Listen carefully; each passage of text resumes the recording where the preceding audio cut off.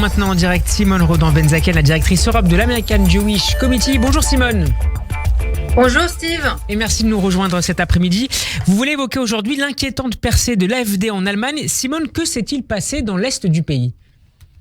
Alors effectivement, le parti d'extrême droite Alternative pour l'Allemagne, donc AfD, a fait élire son premier maire à plein temps d'une commune dans l'Est du pays après avoir décroché une semaine plus tôt la présidence d'une collectivité territoriale.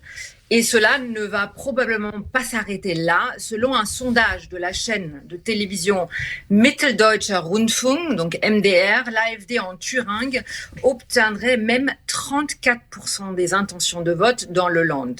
Et ce n'est pas qu'à l'Est où ça se joue, au niveau national également. L'AfD est devenue, selon les derniers sondages, la deuxième force politique en Allemagne, avec près de 20% des intentions de vote. L'extrême droite obtiendrait actuellement 2 fois plus de voix qu'aux élections fédérales de 2021. Et comment en est-on arrivé là ?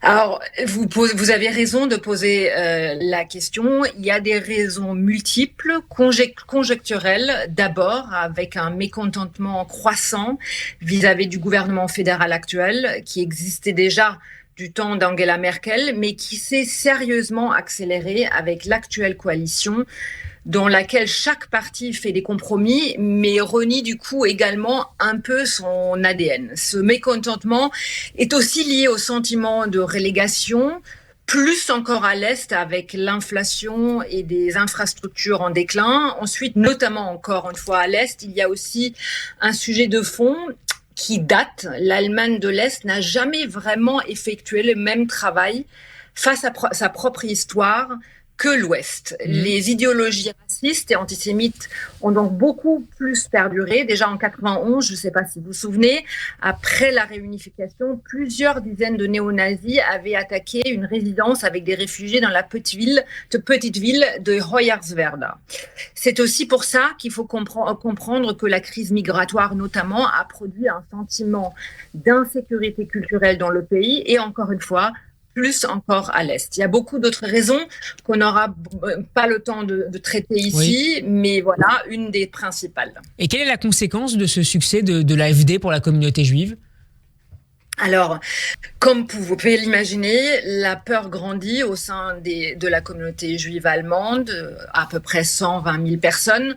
En témoignent les réactions du président du Conseil central des Juifs, donc l'équivalent du CRIF, qui a déclaré qu'il s'agissait d'une brèche que les forces politiques démocratiques de ce pays ne peuvent pas accepter sans réagir.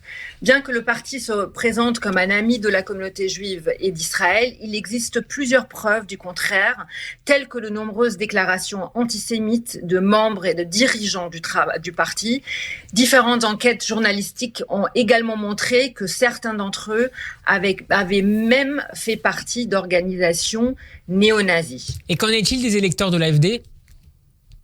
Alors, une enquête publiée en 2021 par le Conseil central des Juifs d'Allemagne, confirmée l'année dernière par notre propre étude de l'AJC, a révélé que les électeurs de l'AfD sont 2 fois plus nombreux que le reste de la population générale à avoir des préjugés antisémites. Ils sont par exemple une grande majorité à estimer que les Juifs tirent un avantage pour eux-mêmes de la culpabilité allemande dans la Shoah ou qu'ils ont une forte influence, les Juifs, sur la politique en Allemagne. Pour revenir, Simone, aux récentes élections, que pensez-vous qu'il convienne de faire aujourd'hui pour faire face à ces résultats qui sont favorables à l'AfD ? Alors c'est compliqué bien sûr, mais à ce stade, je pense qu'il ne suffit pas uniquement de s'opposer à l'AfD, mais il est aussi du devoir des partis démocratiques de contribuer à traiter les sujets qui font aujourd'hui le succès de l'AfD. Il faut traiter le fond.